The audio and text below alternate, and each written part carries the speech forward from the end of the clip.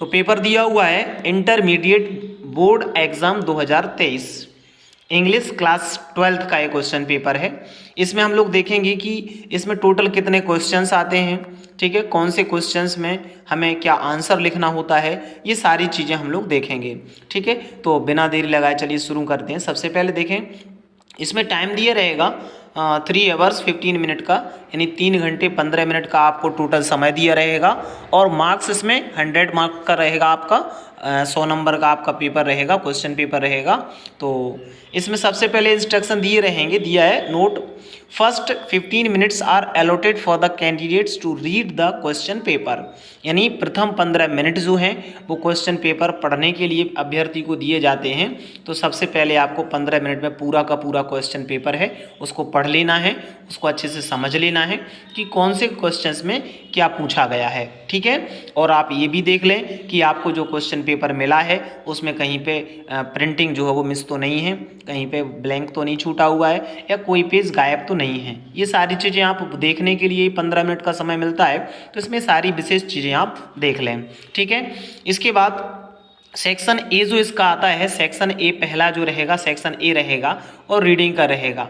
इसके अंतर्गत आपको एक अनसीन पैसेज दिया रहेगा। अनसीन पैसेज को आपको देखें, सबसे पहले तो इसमें दिया रहेगा question, read the following passage carefully and answer the question that follow, यानी निम्नलिखित गद्यांश को ध्यानपूर्वक पढ़िए और इसके नीचे दिए गए प्रश्नों के उत्तर दीजिए। इस तरह से आपका एक पैसेज दिया रहेगा। ये देखिए यहाँ से दिया है द रियल ऑर्नामेंट से लेकर के, और आपका ये पैसेज यहाँ तक है द ब्यूटी ऑफ सॉल, यहाँ तक दिया हुआ है, ठीक है। तो आपको इस पैसेज को कम से कम 2-3 बार पढ़ना है, और पैसेज को अच्छी तरह से पढ़ने के बाद फिर इसके नीचे लिए जो क्वेश्चंस दिए हुए हैं उन क्वेश्चंस को आपको ध्यान से पढ़ना है, फिर आपको देखना है कि हमारा आंसर क्या है, ठीक है।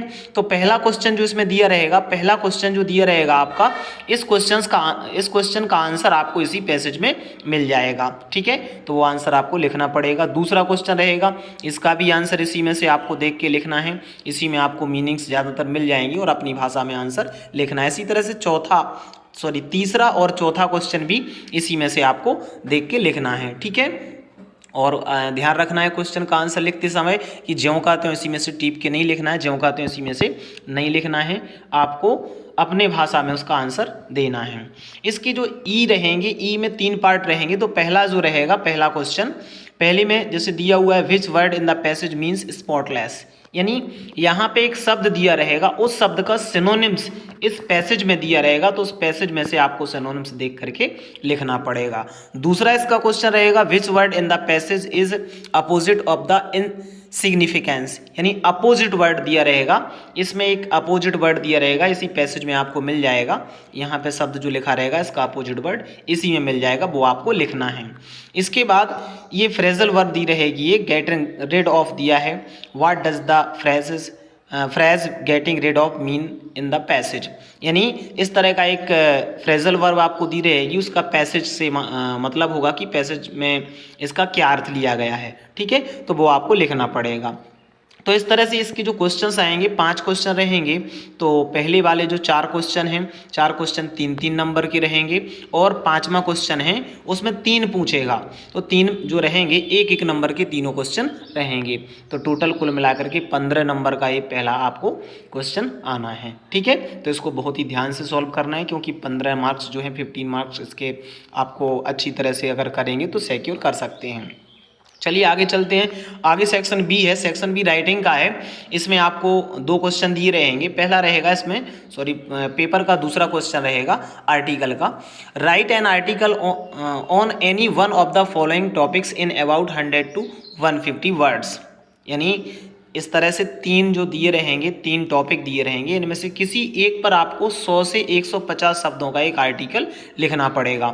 ये आपका 10 नंबर का क्वेश्चन रहेगा, इसलिए आपको बहुत ही सावधानी पूर्वक इसको हल करना है, बहुत अच्छे से इसको हल करना है, हेडिंग वाइज आपको हल करना है। पहले जो हेडिंग जो इसमें दिया हुआ है, टॉपिक जो दिया हुआ है, टॉपिक लिखना है, और उसके अंतर्गत जितनी भी हेडिंग आप बना सकते हैं वो हेडिंग आपको बना करके लिखना है, ठीक है। आपको इसमें ध्यान रखना है कि आपकी भाषा जो होनी चाहिए वो स्पष्ट होना चाहिए, सरल होना चाहिए, कोई भी ऐसी मीनिंग का प्रयोग ना करें जिसका अर्थ आपको खुद भी नहीं आता हो, ठीक है, क्योंकि ये 10 नंबर का है और इसको आपको बहुत ही ध्यान से, बहुत ही सावधानी से करना है, ठीक है। तीसरा क्वेश्चन जो रहेगा, write a letter to the CMO of your district requesting him to initiate a vaccination programme in your village.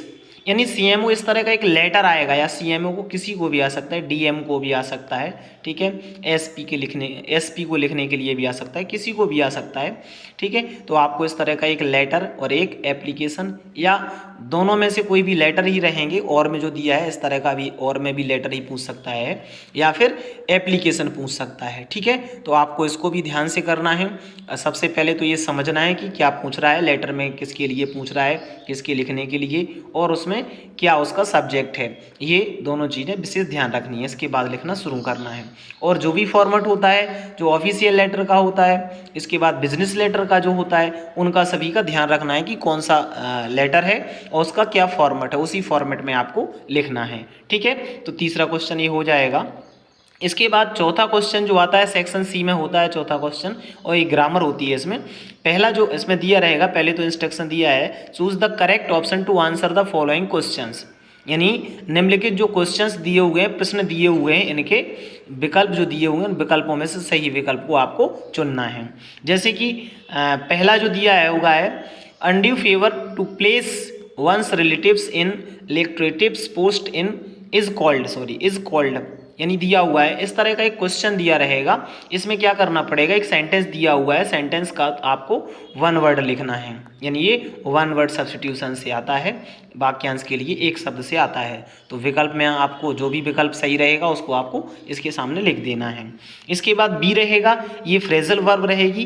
Phrasal verb में इसका अर्थ क्या है, ठीक है, वो आपको चार विकल्प में से सही छांट करके लिखना है। सी जो रहेगा, सी में सिनोनिम्स पूछेगा, जैसे इसमें डेस्पाइस दिया हुआ है, डेस्पाइस का सिनोनिम्स, तो इसमें से जो भी सिनोनिम्स होगा उसको हम देख करके लिख देंगे, ठीक है। इसी तरह से जो डी रहेगा, डी में दिया हुआ है, सेंटेंस दिया है, उस सेंटेंस को आपको ध्यान से पढ़ना है और उसमें ये पता लगाना है कि इसमें कहाँ पर एरर है। जहाँ पे जिस पार्ट में एरर है वो यहाँ पे विकल्प में दिया रहेगा, तो उसको आपको लिख देना है। इसका ई जो दिया रहेगा, ई में आपका पूछेगा एंटोनिम्स, तो एंटोनिम्स इसको जो शब्द दिया है, जैसे सेवेयर इसमें दिया हुआ है, तो इस शब्द का एंटोनिम्स कौन सा है, तो चार विकल्प में से जो भी एंटोनिम्स होगा वो हमें इसमें लिख देना होगा।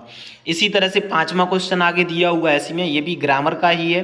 तो पांचवें क्वेश्चन में जो ए है, change any one of the following into indirect narration. यानी डायरेक्ट इनडायरेक्ट से जो आएगा, इसमें डायरेक्ट में आपको कोई सेंटेंस दिया रहेगा, डायरेक्ट स्पीच में आपको इनडायरेक्ट स्पीच में इसको कन्वर्ट करना पड़ेगा। दो सेंटेंस दिए रहेंगे, दोनों में से कोई भी एक आपको करना है, जो आपको इजी लगे वो आप कर सकते हैं। ये 2 नंबर का क्वेश्चन रहेगा आपका, ठीक है। इसी तरह से बी जो दिया रहेगा, combine any one of the following as directed, यानी आपको एक कंबाइन सेंटेंस करने पड़ेंगे।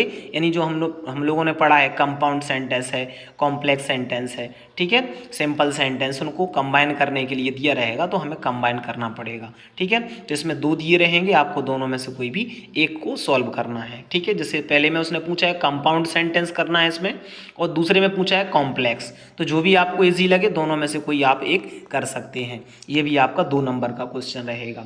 सी जो इसका दिया रहेगा, transform any one of the following as directed, transformation इसमें करना पड़ेगा आपको। ये भी 2 नंबर का क्वेश्चन रहेगा, इसमें से आपको एक करना है, ठीक है।